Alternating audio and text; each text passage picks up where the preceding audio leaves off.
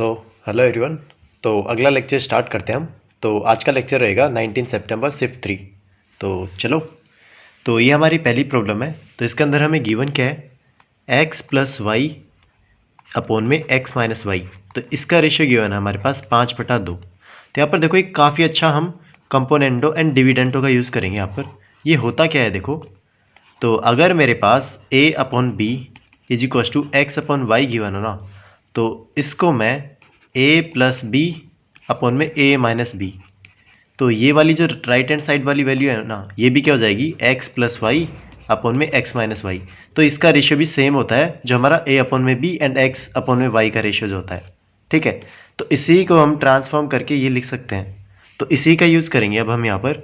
तो मैं क्या करता हूँ, एक CND लगाता हूँ यहाँ पर।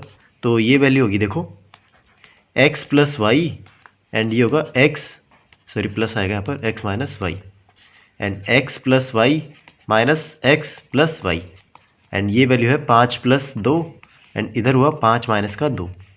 तो y से y कैंसिल ऊपर एंड नीचे x से x कैंसिल, तो ऊपर 2x आया एंड नीचे 2y आया। तो इसका मतलब x अपॉन y का रेशियो कितना है मेरे पास, तो ये आया 7 अपॉन में 3।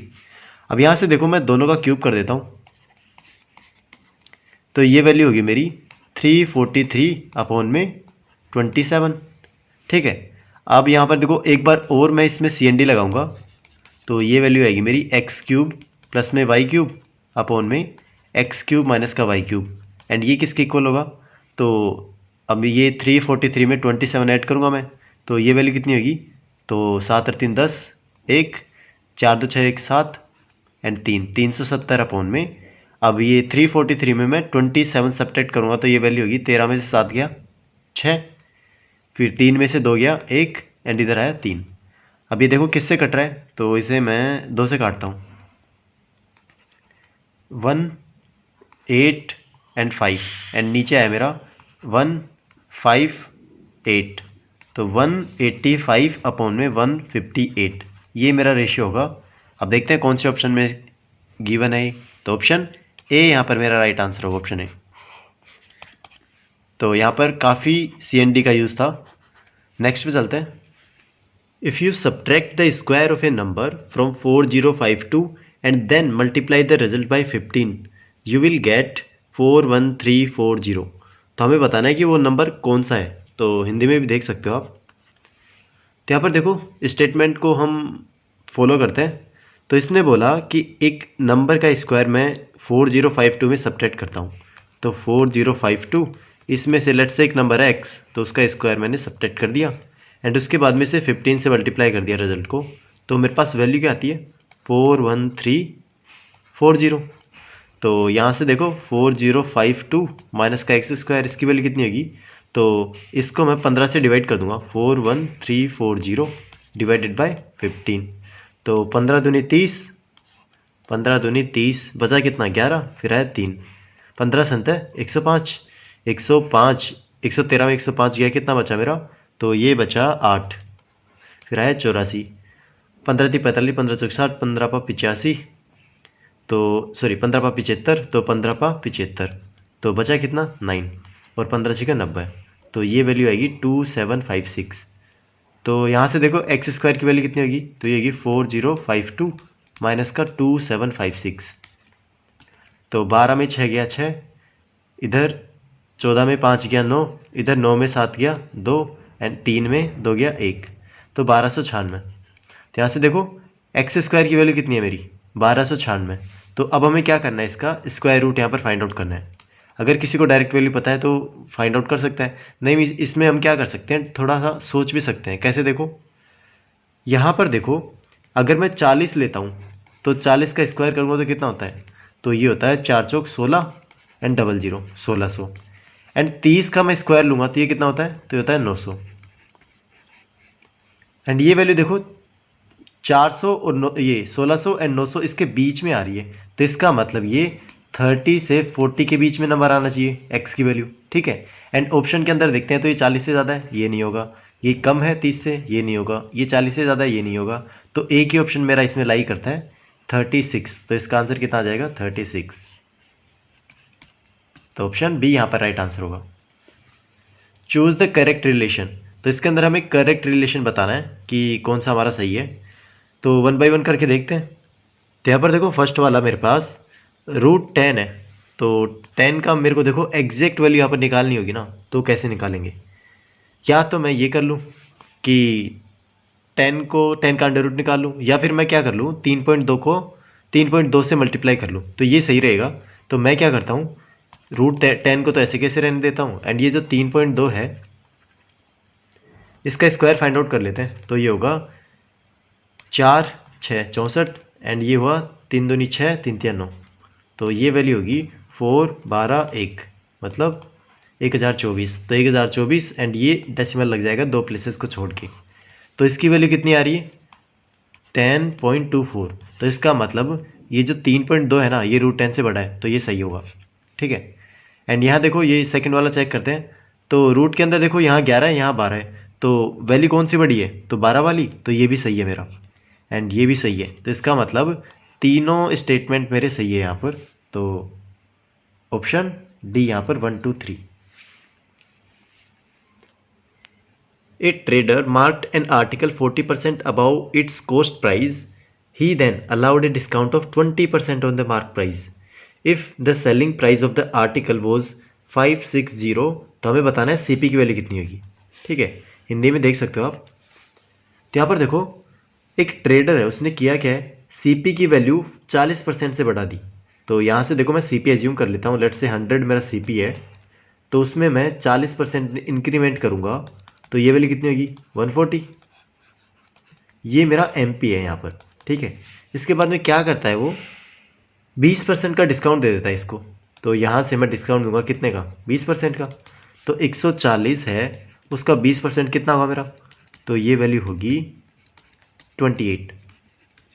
तो 28 मुझे यहाँ से सब्ट्रैक्ट करना पड़ेगा, तो ये वैल्यू कितनी बची, तो ये वैल्यू बचेगी 112। अब यहाँ पर देखो ये अब जो सेलिंग प्राइस है, ये सेलिंग प्राइस ये है मेरे पास, इसकी वैल्यू कितनी है, इसकी वैल्यू गिवन है मुझे 560 रुपीज़। तो 112 यूनिट की वैल्यू कितनी है 560, तो एक यूनिट की वैल्यू कितनी होगी, तो ये होगी 560 अपॉन में 112। एंड हमें निकालना क्या है कॉस्ट प्राइस, तो हमें 100 की वैल्यू यहाँ पर निकालनी पड़ेगी। तो 100 की वैल्यू कितनी होगी, तो ये वैल्यू होगी 560 अपॉन में 112 इंटू में 100। अब जो कट रहा है काटते हैं। तो देखो 4 से जा रहा है, तो 4 दूनी 8 4 8 32, एंड ये हुआ मेरा 4 एकम 4 4 चौक 16 0। 7 से जा रहा है, 7 चौक 28 7 दूनी 14 20 4 पंजू 20। इसका मतलब सीपी की वैल्यू कितनी आई मेरी, ये आई मेरी 5 इंटू 100 मतलब 500 रुपये। तो ऑप्शन ए यहाँ पर राइट आंसर होगा मेरा 500 rupees. A and be together earn 840 रुपये for a job. A works the whole time, B joins after the job is 25% done. B is twice as efficient as A. Find B's share. तो हिंदी में देख सकते हो आप। तो देखो काफ़ी अच्छी प्रॉब्लम है। तो देखो यहाँ पर क्या होता है कि A एंड B दोनों मिलकर किसी काम को करते हैं और कितने रुपए कमाते हैं, तो वो कमाते हैं 840 रुपये। अब यहाँ पर देखो होता क्या है कि जो मेरा ए एंड बी है उनकी इफिशियंसी कितनी होती है, उनकी इफिशियंसी मेरे को गिवन है यहाँ पर कि B is twice as efficient as A. अगर ए 1 यूनिट मेरा इफिशियंट है ना, तो उस केस में बी मेरा 2 यूनिट इफिशियंट होगा। ठीक है, तो ये इफिशियंसी का रेशियो है उनका। तो यहाँ से देखो अब ये जो मनी है उनके पास 840 रुपये, इनको मैं कैसे डिवाइड करूँगा, इनको मैं डिवाइड करूँगा on the basis of work, on the basis of work, इस पर डिवाइड करूँगा। मतलब जिसने जितना काम किया है ना उसे उतने पैसे मिलेंगे। तो काम निकालते हैं इनका। तो ए एंड बी, इनका मैं वर्क निकालूंगा। तो यहाँ पर देखो बी को ज्वाइन करने से पहले 25% तो काम पहले ही कर लिया किसने, इस ए ने। तो इसका मतलब अगर मैं 100 यूनिट यहाँ पर टोटल वर्क मानता हूँ ना, तो 25 यूनिट तो इसने कंप्लीट कर लिया। अब बचा कितना, अब बचा मेरा 75 यूनिट। अब ये जो 75 यूनिट है ना, दोनों मिलकर काम करते हैं और किस एफिशिएंसी से, ए 1 यूनिट से करता है तो बी कितने यूनिट से करता है, 2 यूनिट से। अब इस 75 को मैं डिवाइड कर लेता हूँ। तो ये 3 यूनिट के अंदर डिवाइड करेंगे तो 1 यूनिट की वैल्यू आ जाएगी, तो ये होगा मेरा 25। तो इसका मतलब इसने 25 यूनिट काम किया तो इसने कितना किया 50, तो इसने लो भाई 25 यूनिट और कर दिया, एंड इसने कितना किया तो इसने सेम टाइम के अंदर 50 यूनिट कर दिया।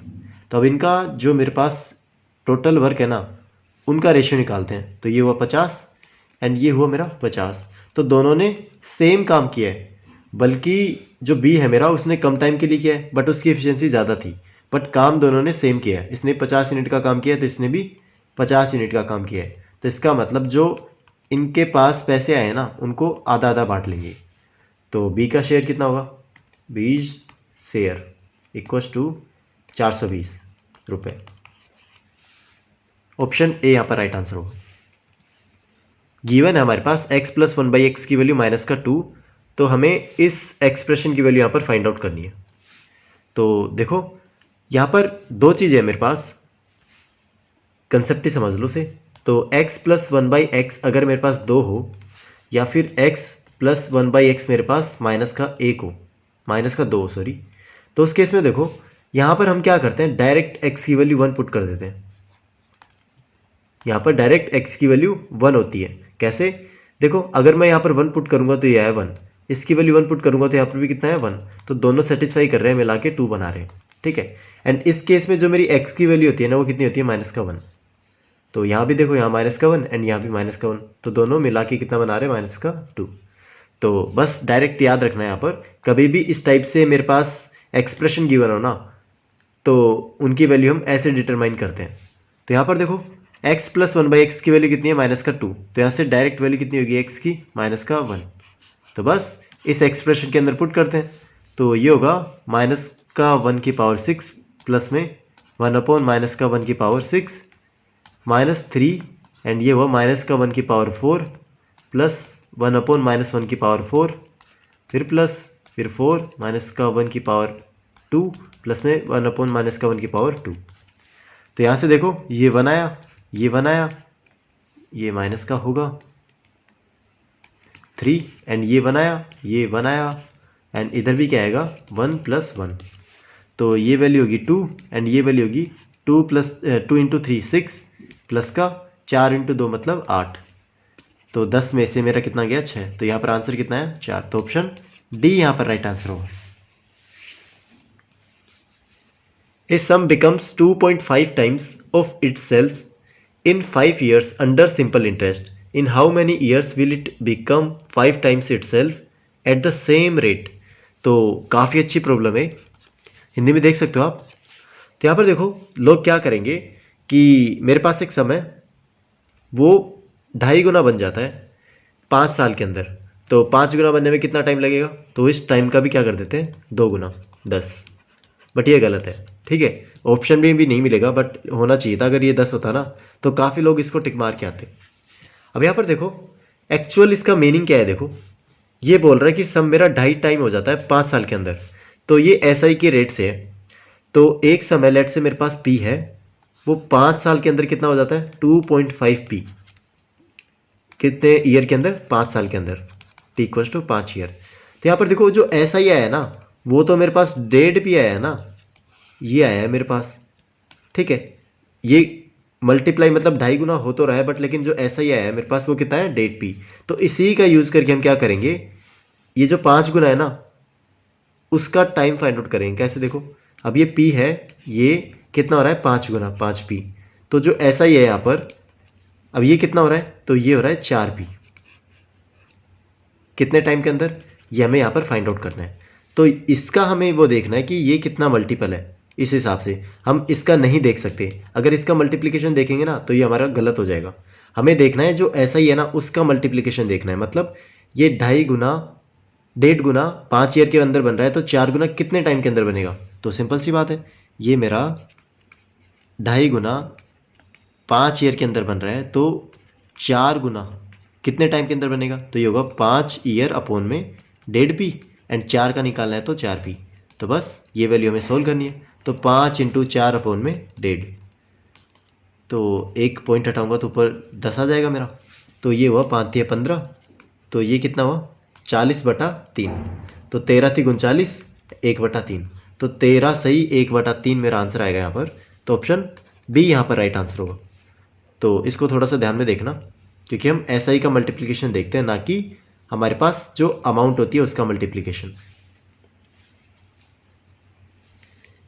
A person invested A total sum of 1900 rupees in 3 different schemes of simple interest eight 2%, 4% and 5% per annum. At the end of 1 year, he got the same interest from all the 3 schemes. What was the amount invested at 4%? तो एक बार हिंदी में भी देख सकते हो आप। तो यहाँ पर देखो एक पर्सन के पास कितने रुपए हैं, 1900। इसने क्या किया, 3 स्कीम के अंदर इस 1900 को 3 स्कीम के अंदर डिवाइड कर दिया। तो लेट्स से ये मेरे पास x है, ये मेरे पास y है, एंड ये मेरे पास कितना है z, एंड यहाँ पर x plus Y plus Z, ये कितना है 1900। ठीक है, तो इसने 1900 रुपये इस 3 पार्ट के अंदर डिवाइड कर दिया। अब ये जो पहला पार्ट है ना, इस पे रेट कितना आ रहा है, तो 2% के हिसाब से, इस पे 4% के हिसाब से, एंड इस पे 5% के हिसाब से। अब यहाँ पर देखो इसने बोला क्या है कि तीनों के अंदर जो मेरा SI आ रहा है ना वो सेम आ रहा है। तो यहाँ से मैं SI निकालता हूँ, तो इसका SI कितना होगा, तो x इंटू 2/100, इसका कितना आएगा y इंटू 4/100, एंड इसका कितना आएगा z इंटू 5/100। एंड इसने टाइम देखो कितना लिया है, 1 साल ही लिया है, इसलिए मैंने वो टाइम नहीं लगाया यहाँ पर। t कितना है यहाँ पर, 1 ईयर। अब यहाँ पर देखो ये बोल क्या रहा है कि ये जो जितने भी स्कीम्स थी ना मेरे पास, ये सारी की सारी सेम इंटरेस्ट मेरे को दे रही थी। तो इन सभी की वैल्यू क्या होगी, इक्वल होगी। तो यहाँ से देखो 1 बाई 1 करके उठाते हैं। तो मैं क्या करता हूँ, स्टार्टिंग की 2 यहाँ पर ये टर्म उठा लेता हूँ। तो इसका मतलब x into 2/100 equals to Y into 4/100। तो 100 से 100 कैंसिल, 2 दूनी 4। तो यहाँ से x अपन में y कितना है मेरा, तो ये आया 2/1। ऐसे ही मैं क्या करूँगा, ये वाली टर्म उठाऊँगा, तो ये होगा y into 4/100 equals to z into 5/100। तो यहाँ से देखो 100 से 100 गया, तो y अपन में z कितना है मेरा, तो यह है 5/4। तो यहाँ से देखो इनका कंबाइंड रेशियो निकाल लेते हैं। तो x इस टू वाई इस टू जेड, ये कितना होगा, तो देखो ये हुआ 2:1 एंड ये हुआ 5:4। तो यहाँ से इसको सेम कर लेता हूँ, तो ऊपर वाली वैल्यू को 5 से मल्टीप्लाई करना पड़ेगा। तो ये वैल्यू कितना होगा, कंबाइंड रेशियो 10:5:4। अब यहाँ पर देखो इन तीनों का मेरे पास सम कितना गिवन है, 1900। इसका मतलब 10 से 5 15, 15 और 4 19। तो 19 यूनिट मेरे पास है, वो कितना रिप्रेजेंट कर रही है, 1900। तो 1 यूनिट की वैल्यू कितनी है मेरे पास, 100 रुपये। तो यहाँ से फाइंड आउट क्या करना है, 4% में मैंने कितना पैसा लगाया, मतलब 4% वाला कौन सा है, y। तो y की वैल्यू यहाँ से फाइंड आउट करनी है, मतलब 5 यूनिट की वैल्यू यहाँ से फाइंड आउट करनी है। तो ये कितना होगा, 500 रुपये। तो 500 रुपये मतलब ऑप्शन बी यहाँ पर राइट आंसर होगा, option B. A ladder reaches a window 8 meter high on a vertical wall. If the ladder is positioned at a 45-degree angle to the ground, what is its length? और हमें ये क्या निकालना है, approx value निकालनी है। हिंदी में देख सकते हो आप। तो यहाँ पर देखो एक दीवार है मेरे पास, एंड यहाँ पर कुछ विंडो है, एंड ये विंडो ग्राउंड से कितना हाई है, तो ये है 8 मीटर हाई है। एंड एक मैं यहाँ पर लैडर लगा देता हूँ, सीढ़ी बोल दो एक तरीके से उसे। तो ये ग्राउंड के साथ कितना एंगल बना रही है, तो ये बना रही है मेरा 45 डिग्री का। तो हमें पता है अगर एंगल हमारा 45 डिग्री होता है तो ये 1 यूनिट होती है, ये 1 यूनिट होती है, एंड ये कितना होता है, √2। ठीक है, तो बस हमें निकालना क्या है, ये जो लेडर है ना इसकी लेंथ निकालनी है। तो 1 यूनिट की वैल्यू कितनी है मेरी, 8। तो √2 यूनिट की वैल्यू कितनी होगी, तो हमारा जो लेडर की लेंथ होगी ना वो होगी मेरी √2 इंटू में 8। अब हमें इसको सोल्व करना है। तो देखो √2 की वैल्यू कितनी होती है, तो √2 की वैल्यू होती है 1.414 इंटू में 8। तो मल्टीप्लाई करते हैं, 8 चौक 32, 3 8 3 11, 1 8 चौक 32 1 33, 3 8 3 11। तो यहाँ से देखो इसका अप्रोक्सीमेट वैल्यू निकालेंगे, तो ये वैल्यू कितनी होगी, क्योंकि इसने क्या बोला है, nearest to a whole number. तो हमें ये निकालना है कि ये नंबर किसके पास होगा। तो यहाँ से देखो ये मेरा 5 से कम है ना 3, तो इसका मतलब ये वैल्यू कितनी होगी, 11 मीटर। तो ऑप्शन बी यहाँ पर राइट आंसर होगा, option B. A solid cylinder has a radius of 5 centimetre and a height of 10 centimetre. A smaller cylindrical hole of radius 3 centimetre is drilled coaxially through its entire length, what is the approximate volume of the remaining solid. तो हिंदी में देख सकते हो। तो यहाँ पर देखो problem बोल क्या रही है, मेरे पास एक सिलेंडर गिवन है इस तरीके से, एंड इस सिलेंडर की मेरे पास रेडियस कितनी है 5 सेंटीमीटर एंड हाइट कितनी है मेरी 10 सेंटीमीटर। अब मैं क्या करता हूँ, इसके अंदर एक ड्रिल कर देता हूँ, एक छोटा वाला सिलेंडर, एंड ये निकाल लेता हूँ। तो इसकी मेरे पास रेडियस कितनी है, इसकी रेडियस है 3 सेंटीमीटर एंड हाइट कितनी है, हाइट जो हमारी बड़े वाले सॉलिड सिलेंडर की है ना वही हाइट इसकी होगी, तो हाइट होगी इसकी 10 सेंटीमीटर। तो हमें बताना क्या है, देखो what is the approximate volume of the remaining solid. तो जो रिमेनिंग मेरे पास सॉलिड बना है ना, बचा है मेरा, उसका वॉल्यूम हमें यहाँ पर फाइंड आउट करना है। ठीक है, तो देखो volume of remaining solid equals to, वो कितना होगा, तो वो होगा, पहले हम क्या करेंगे कंप्लीट सिलेंडर का वॉल्यूम निकालेंगे यहाँ से। तो volume of larger cylinder minus का वॉल्यूम ऑफ स्मॉलर सिलेंडर। तो इसकी वैल्यू कितनी होती है, तो इसकी वैल्यू होती है, वॉल्यूम की वैल्यू होती है हमारे पास pi r square h minus का ये होगा pi r one square h one square. मैंने ये r one and h one के अंदर कन्वर्ट कर दिया इसे। तो देखो पाई कॉमन आ जाएगा, तो 22/7 कॉमन ले लिया मैंने। यहाँ पर आर स्क्वायर की वैल्यू कितनी है एंड एच भी कॉमन ले लेते हैं क्योंकि दोनों में सेम है ना। तो ये वैल्यू है कितनी 10 10। तो आर स्क्वायर की वैल्यू कितनी है यहाँ पर 25 एंड इधर कितनी है 9। तो ये वैल्यू आएगी 10 इंटू में 22/7 इंटू में ये कितना हुआ, तो ये होगा मेरा 16 यूनिट होगा ये। तो अब ये किसी से कैंसिल तो हो नहीं रहा, तो इसका मतलब सोल्व करते हैं इसे, 16 दूनी 32, तो 32 मतलब 320 इंटू में 11 अपॉन में 7। तो ये वैल्यू होगी 0253 अपॉन में 7। इसको डिवाइड करते हैं, तो 7 पंजू 35 आया मेरा, फिर 0 आया, 7 दूनी 14, फिर 6 आया, 7 8 56। तो 502.8 के लगभग मेरा आंसर होगा। तो ऑप्शन के अंदर देखते हैं, तो यहाँ पर देखो एक ही ऑप्शन है मेरे पास 502 के लगभग, तो ये है 502 सेंटीमीटर क्यूब। तो ऑप्शन सी इस केस में मेरा राइट आंसर हो जाएगा। A tank is in the shape of a rectangular parallelepiped of size 50 metre into 40 metre into 3 metre. तो हमें इसकी कैपेसिटी बतानी है किलो लीटर्स के अंदर, हिंदी में देख सकते हो आप। तो यहाँ पर देखो पैरेलल पाइप्ड है एक तरीके से, तो ये एक तरीके से क्यूब की तरह रिप्रेजेंट करेगा इस तरीके से। मान लो ये मैंने बनाया, तो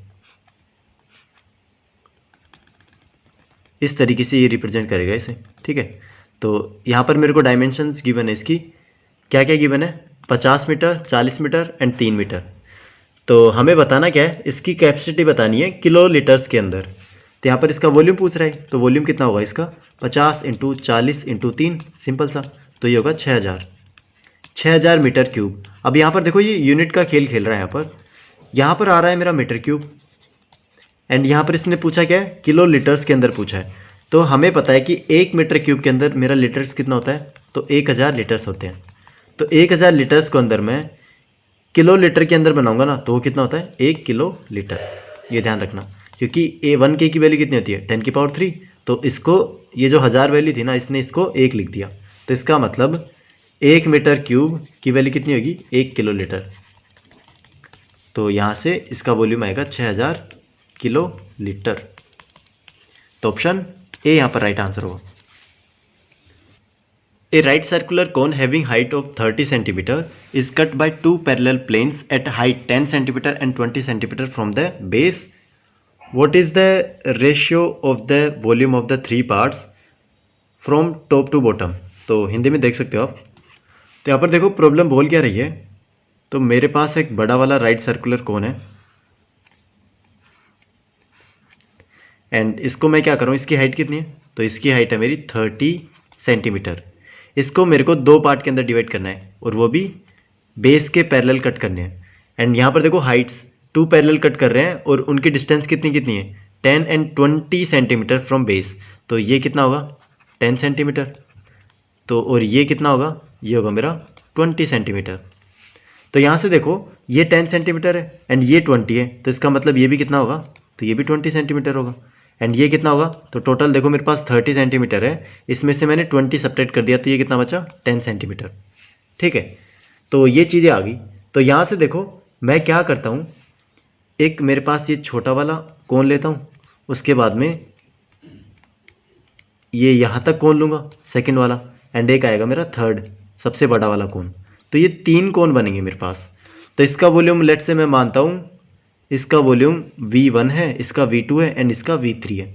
तो यहाँ से देखो वॉल्यूम का रेशियो क्या होगा, तो V1 is to V2 is to V3। इसका रेशियो होगा हमारे पास H1 का क्यूब इज टू H2 का क्यूब इज टू H3 का क्यूब। तो इनकी हाइट्स का रेशियो यहाँ पर फाइंड आउट करते हैं। तो यहाँ पर देखो इसकी हाइट कितनी है 1, इसकी हाइट कितनी होगी, तो ऊपर से देखो ये होगा 2। ये रेशियो फाइंड आउट कर रहा हूँ क्योंकि ये 10 है, ये 20 है एंड ये कितना है 30। तो यहाँ से 0 0 सभी में आ रहा है, तो मैंने क्या किया 0 को यहाँ से हटा दिया। 1:2:3 के रेशियो में इनकी हाइट्स होगी। तो इनका स्क्वायर करते हैं, सॉरी स्क्वायर नहीं, यहाँ पर क्यूब करेंगे क्योंकि वॉल्यूम फाइंड आउट करना है ना हमें। तो ये होगा 1 एंड ये होगा 8 एंड ये होगा 27। तो इन तीनों का वॉल्यूम आ गया मेरे पास, इसका 1, इसका कितना, इसका 8 यूनिट एंड इसका 27 यूनिट।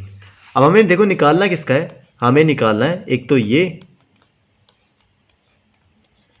एक इसका वॉल्यूम एंड इसका वॉल्यूम। ये 3 वॉल्यूम हमें यहाँ से फाइंड आउट करने हैं। तो देखो अब कैसे करेंगे, कैसे इनको, तो इसका वॉल्यूम ऊपर वाले का तो कितना है 1, क्योंकि छोटे वाले कोण का तो हमने निकाल लिया था V1 इसका। अब इसका कैसे निकालेंगे इस फर्स्ट टर्म का, तो इसका देखो ये टोटल मेरा ऊपर से यहाँ तक इसका वॉल्यूम मेरे पास 8 है, तो क्यों ना मैं इस छोटे वाले कोण का इसमें सब्ट्रैक्ट कर दूं टोटल में से। तो ये वैल्यू किसकी आ जाएगी मेरी, इस फर्स्ट टर्म की। तो इसका मतलब इसका एरिया कितना होगा, इसका वॉल्यूम कितना होगा 8 माइनस का 1 मतलब 7। ऐसे ही ये जो थर्ड वाला है इसका वॉल्यूम कितना होगा, तो देखो यहाँ पर कंप्लीट वॉल्यूम कितना है मेरा 27 एंड ये जो ऊपर वाला ये कोण है ना, ये वाला बड़ा वाला कोण, इसका वॉल्यूम कितना है, इसका है 8 मेरे पास। तो जो रिमेनिंग वॉल्यूम बचेगा इस नीचे वाले का, तो इसका कितना होगा, तो इसका होगा 27 में से 8 सब्ट्रैक्ट कर दूंगा तो ये वैल्यू आएगी 19। तो ये मेरे पास 3 यहाँ पर टॉप टू बॉटम वॉल्यूम्स आ चुके हैं। तो यहाँ पर इनका रेशियो कितना होगा, तो इनका होगा 1:7:19। तो ये स्पेसिफाइड मेरा वॉल्यूम होगा इसका। तो ऑप्शन डी यहाँ पर राइट आंसर होगा, option D.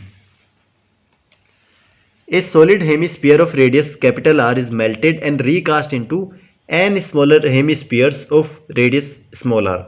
Find the value of n. तो हिंदी में देख सकते हो आप। तो यहाँ पर देखो प्रॉब्लम बोल क्या रही है, मेरे पास एक सॉलिड हेमिस्फीयर है जिसकी रेडियस कितनी है कैपिटल R। इसको मुझे n number of smaller hemisphere से हेमिस्फीयर्स के अंदर कन्वर्ट करना है जिसकी रेडियस कितनी है मेरी स्मॉल r।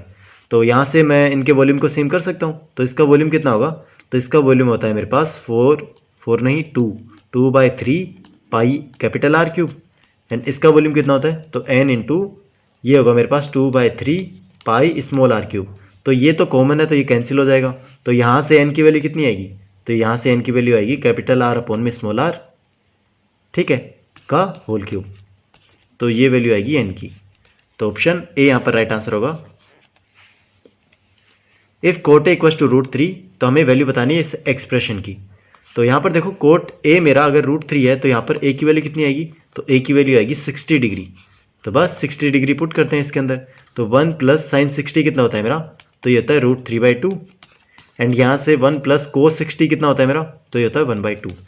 तो ये होगा मेरा 2 + √3 अपॉन में 2 इंटू में इधर आएगा मेरा 3/2, तो 3/2। तो यहाँ से 6 + में 3 √3 अपॉन में 4। तो ये वैल्यू आनी चाहिए मेरी। तो 6 + में 3 √3 अपॉन में 4, तो मतलब ऑप्शन बी यहाँ पर मेरा मैच कर रहा है। तो ऑप्शन बी यहाँ पर राइट आंसर होगा। If sin x + cos x equals to √2, what is the value of sin x - cos x। तो यहाँ पर देखो sin + cos की वैल्यू कितनी है मेरे पास, √2। अब यहाँ पर थोड़ा सा ध्यान से देखेंगे ना हमें, तो अगर मैं इसकी वैल्यू 1/√2 पुट कर दूँ, इसकी वैल्यू 1/√2 पुट कर दूँ, तो ये वैल्यू दोनों सम करके मुझे क्या दे रही है, √2। ठीक है, सम कर सकते हो इसका।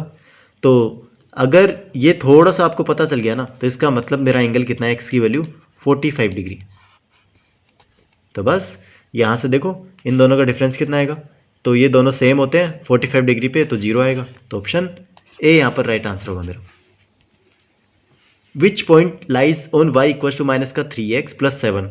तो ये मेरे पास लाइन है y इक्व टू माइनस का 3x प्लस 7।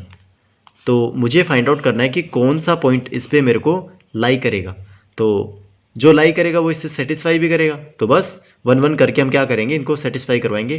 तो पहला पॉइंट लेते हैं 0 7, तो 0,7। तो यहाँ पर ये x ये y होगा, तो 7 इक्व टू माइनस का 3 इंटू 0 प्लस का 7, तो ये हुआ 7 इक्व टू 7। तो यस सेटिस्फाई कर रहा है, तो ये हमारा होगा। अब यहाँ पर देखो लास्ट में मेरे पास ऑल वाला ऑप्शन भी है, तो हमें एक ऑप्शन और चेक करना पड़ेगा। तो 2,1 को यहाँ पर चेक करते हैं। तो यहाँ x है, यहाँ y है, तो ये आया मेरा 1 इक्व टू माइनस का 3 इंटू में 2 प्लस का 7। तो ये वैल्यू कितनी, 1 इक्व टू माइनस का 6 प्लस का 7, मतलब 1 इक्व टू 1 आ रहा है ये। तो इसका मतलब ये भी सेटिस्फाई कर रहा है। तो इस केस में मेरा ऑप्शन कितना होगा, डी। तो ऑप्शन डी मेरा यहाँ पर राइट आंसर होगा। A sector has a central angle of 90 degree and a radius of 6 centimetre. Another sector has a central angle of pi/2 radian. What is the ratio of the area of the first sector to the second sector? तो यहाँ पर देखो एक circle के मैंने क्या किए, दो यहाँ पर सेक्टर ले लिए, तो उनके एरिया का रेशियो क्या होगा, देखो एरिया का रेशियो होगा A1:A2 एंड ये रेशियो होगा मेरा θ1:θ2 के इक्वल होगा। क्यों, क्योंकि यहाँ पर देखो हमारे पास सेक्टर का एरिया का फॉर्मूला क्या होता है, तो होता है θ/360 इंटू में πr²। तो यहाँ पर देखो 360 भी मेरे पास कांस्टेंट है, पाई भी कांस्टेंट है मेरे पास, एंड जो रेडियस है ना दोनों सेक्टर के लिए वो भी सेम है। तो इसका मतलब जो मेरा वेरिएबल चीज़ है ना वो क्या है, थीटा। तो ये थीटा के प्रोपोर्शनल होगा। तो θ1 कितना है मेरा 90 डिग्री, एंड इधर देखो θ2 कितना है मेरा, तो ये π/2 रेडियन के अंदर है, बट लेकिन हमें इसे डिग्री के अंदर कन्वर्ट करना पड़ेगा। तो 180/π इससे मल्टीप्लाई करना पड़ेगा। तो ये वैल्यू कितनी आ रही, तो ये भी 90 डिग्री आ रहा है, मतलब θ2 की वैल्यू भी कितनी है 90 डिग्री। तो ये कट के 1:1 के रेशियो में मेरे को एरिया दे देगा। तो ऑप्शन बी यहाँ पर राइट आंसर होगा, इनका एरिया का रेशियो 1:1 होगा। A regular polygon has each interior angle measuring 150 degree, find the number of sides. तो हिंदी में देख सकते हो आप। तो यहाँ पर देखो ये जो प्रॉब्लम है ना, ये दो मेथड से हो सकती है, लेकिन काफ़ी सारे टीचर ऐसे बोलते हैं कि हमें एक्सटर्नल एंगल से करना चाहिए। तो क्यों करना चाहिए एक्सटर्नल एंगल से, तो वो आज हम यहाँ पर देखेंगे। तो इसके देखो दो मेथड है मेरे पास, M1 एंड M2। तो जो मेथड 2 वाला है ना मेरा, वो एक्सटीरियर एंगल वाला है। एक्सटीरियर एंगल ये काफ़ी ईजी होता है, इसीलिए लोग इससे क्या करते हैं, ज़्यादा यूज़ करते हैं। तो पहले मेथड 1 से स्टार्ट करते हैं। तो हमें पता है कि अगर एक रेगुलर पॉलीगॉन की साइड मेरे पास n है, तो उसका इंटीरियर एंगल कितना होता है, एक इंटीरियर एंगल कितना होगा, तो ईच इंटीरियर एंगल, तो इसकी वैल्यू होगी मेरी n-2 इंटू में 180 एंड डिवाइडेड बाय n। तो इसको हमें क्या करना है, 150 के इक्वल रखना है, एंड यहाँ से क्या करना है, फिर n की वैल्यू यहाँ से फाइंड आउट करनी है। तो देखो कैसे करेंगे, तो ये हुआ 180 n माइनस का ये कितना हुआ 2 इंटू 180, एंड ये वाला n इधर चला गया तो 150 n। तो ये वैल्यू होगी, अब देखो 180 में से 150 गया, मेरा कितना बचा 30 n, एंड इधर आया मेरा 360। तो ये वैल्यू होगी n इक्व टू 12 या 36, तो 12। तो ये थोड़ा सा मुझे कैलकुलेशन करना पड़ा यहाँ पर। अब देखो एक्सटीरियर एंगल यूज़ करने के लिए क्यों बोलते हैं लोग, मुझे पता है यहाँ पर इंटीरियर एंगल प्लस में एक्सटीरियर एंगल, इन दोनों का सम कितना होता है 180 डिग्री। ठीक है, क्योंकि ये दोनों के दोनों क्या होते हैं, सप्लीमेंट्री एंगल्स होते हैं। सप्लीमेंट्री का एंगल का मतलब क्या होता है, दोनों का सम मेरे पास 180 डिग्री होता है। ठीक है, तो यहाँ से मैं एक्सटर्नल एंगल निकाल सकता हूँ। तो इसकी वैल्यू कितनी होगी, तो ये होगी 180, इसमें से इंटरनल वैल्यू की गिवन है मेरे पास 150, तो ये आया मेरे पास 30। ठीक है, ये 30 आ गया। अब देखो टोटल मेरे पास टोटल एक्सटीरियर एंगल जो होता है मेरे पास वो कितना होता है 360 डिग्री। तो हमें क्या करना होगा, साइड निकालने के लिए 360 मतलब टोटल एक्सटीरियर एंगल में से एक एक्सटीरियर एंगल की वैल्यू यहाँ पर डिवाइड करनी पड़ेगी। तो वो मेरे को क्या दे देगा, यहाँ से टोटल नंबर ऑफ साइड्स दे देगा। ठीक है, तो ये हुआ मेरा ऑप्शन बी।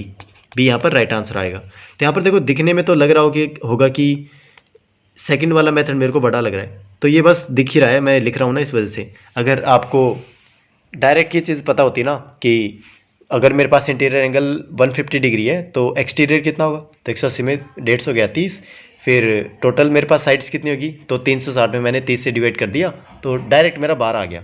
ठीक है, आप ओरली कर सकते हो उसे, तो ऑप्शन बी यहाँ पर राइट आंसर होगा।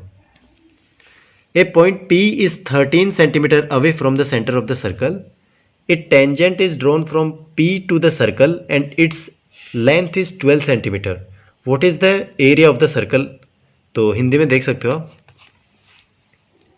तो यहाँ पर देखो प्रॉब्लम बोल क्या रही है, मेरे पास एक सर्कल गिवन है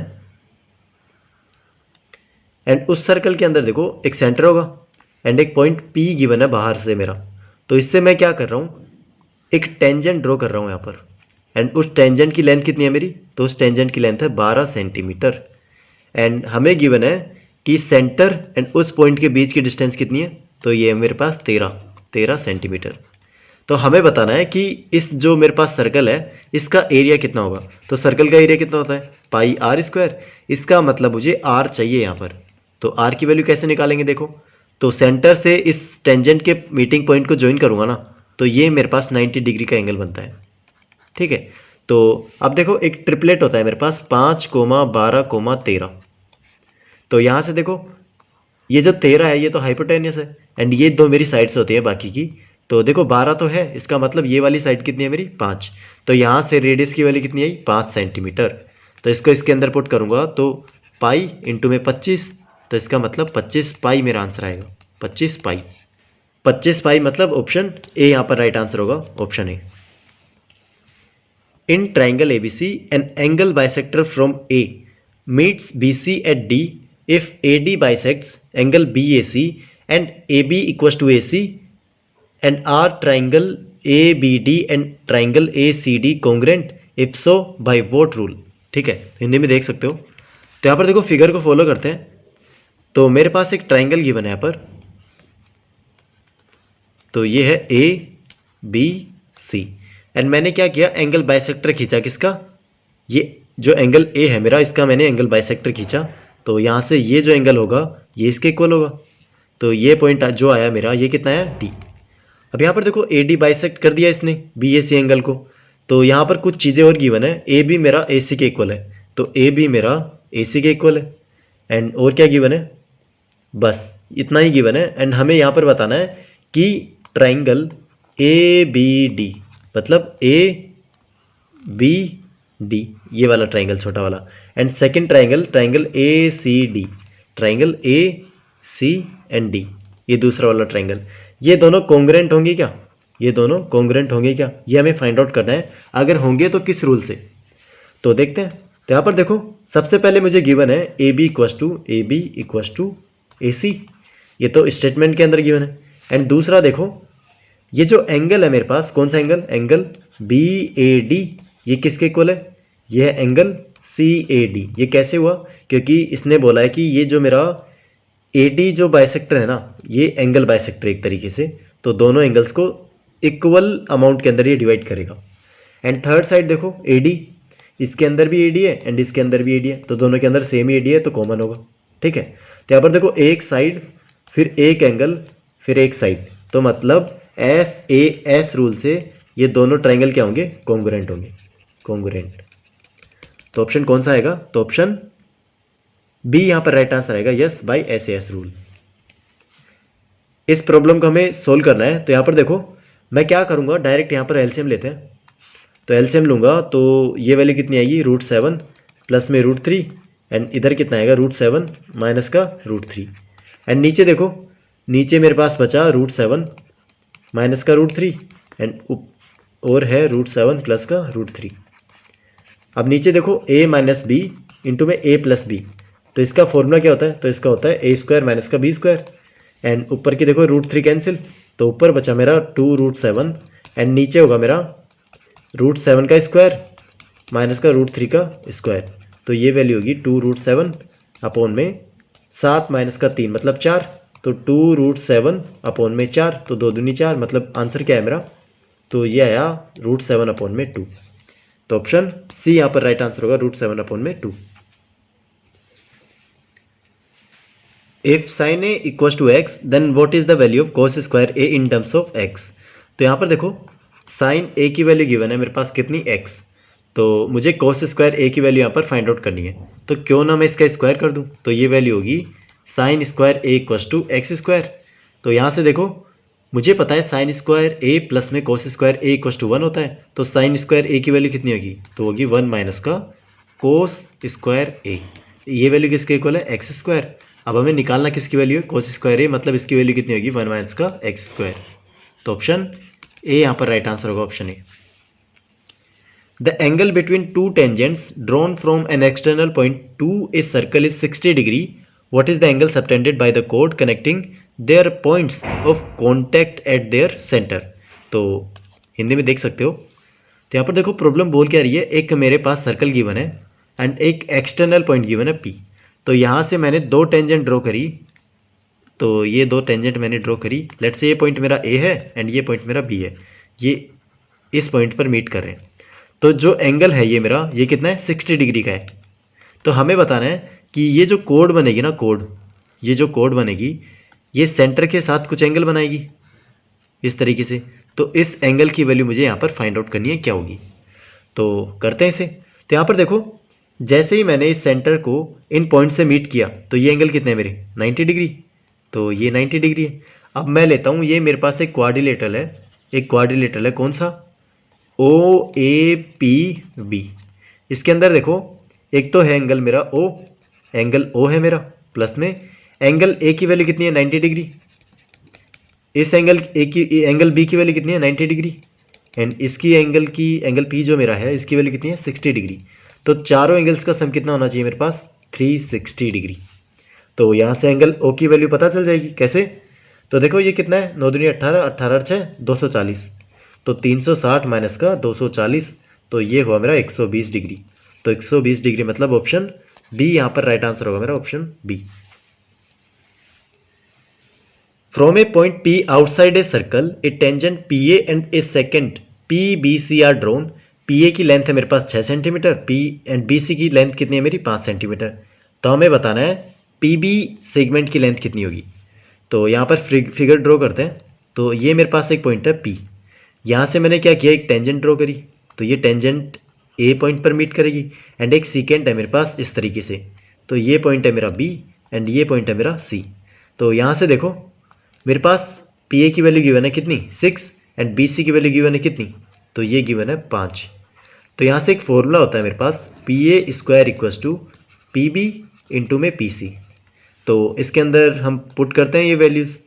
तो हमें देखो पी बी की वैल्यू यहाँ पर निकालनी है, तो मैं इसको x मान लेता हूँ। तो ये हुआ मेरे पास 36, पी ए का स्क्वायर मतलब 6 का स्क्वायर 36, पी बी की वैल्यू कितनी है x एंड पी सी की वैल्यू कितनी है, तो ये 5 प्लस का x। अब यहाँ से देखो ये एक इक्वेशन बनेगी एंड उस इक्वेशन को सोल्व करने में थोड़ा टाइम लगेगा। तो मैं क्या करता हूँ यहाँ पर, ये मेरे पास ऑप्शंस गिवन है, इनको मैं उठा के डायरेक्ट इसमें x की वैल्यू पुट कर लेता हूँ। तो मैं 4 पुट करूँगा, तो 4 पुट करूँगा, देखो 36 इक्वल टू 4 इंटू में 5 प्लस 4 मतलब 9, तो 36 इक्वल टू 36 आ रहा है। तो यस मतलब 4 ही मेरा सेटिस्फाई कर रहा है। तो ऑप्शन ए इस केस में मेरा राइट आंसर होगा, option A. What is the value of, तो इस एक्सप्रेशन की वैल्यू हमें यहाँ पर फाइंड आउट करनी है। तो करते हैं। तो देखो 0.2 का क्यूब प्लस में 0.02 का क्यूब अपॉन में 0.4 का क्यूब प्लस में 0.04 का क्यूब। तो देखो ऊपर मेरे पास 2 है नीचे 4 है, तो मैं क्यों ना 2 यहाँ से नीचे से कॉमन ले लूँ। तो ये वैल्यू होगी, तो जैसे ही मैं 2 कॉमन लूँगा तो वो क्यूब होके बाहर आएगा, तो ये होगा 1/2 का क्यूब एंड ऊपर देखो 0.2 का क्यूब प्लस में 0.02 का क्यूब एंड नीचे देखो 0.2 का क्यूब प्लस में 0.02 का क्यूब। ये नीचे वाली ऊपर वाली वैल्यू कैंसिल, तो यहाँ पर वैल्यू देखो कितनी बची 1/8। अब यहाँ पर देखो 2 मेथड है मेरे पास, या तो मैं 1 में 8 का भाग दे लूँ, वैसे पता ही है कि 1/8 की वैल्यू कितनी होती है, तो ये होती है 0.125। बट लेकिन सोल्व करने का तरीका बता रहा हूँ, इसकी जगह कुछ और होता। मान लो 2 की पावर 4 होती या फिर 2 की पावर 5 होती, तो उस केस में कैसे करते। तो उस केस में हम ऐसे करते कि वैल्यू ये 2 की पावर 3 है ना, तो जो पावर में चीज़ होती उसको हम 5 की पावर उतनी ही पावर से ऊपर नीचे मल्टीप्लाई कर देते। तो इससे होता क्या है देखो, ये जो ऊपर वैल्यू आई है ना 125 आ गई, एंड ये नीचे मेरे पास जीरो बन जाएंगे। कितने जीरो बनेंगे? जितनी ये सेम पावर होगी, तो मतलब 3 जीरो बन जाएंगे यहाँ पर। तो ये वैल्यू कितनी? तो 0.125। तो ऑप्शन सी इस केस में मेरा राइट आंसर होगा, ऑप्शन सी। तो इस सेट के 25 प्रॉब्लम्स हो गए। सो आज के लिए इतना ही। Thank you everyone.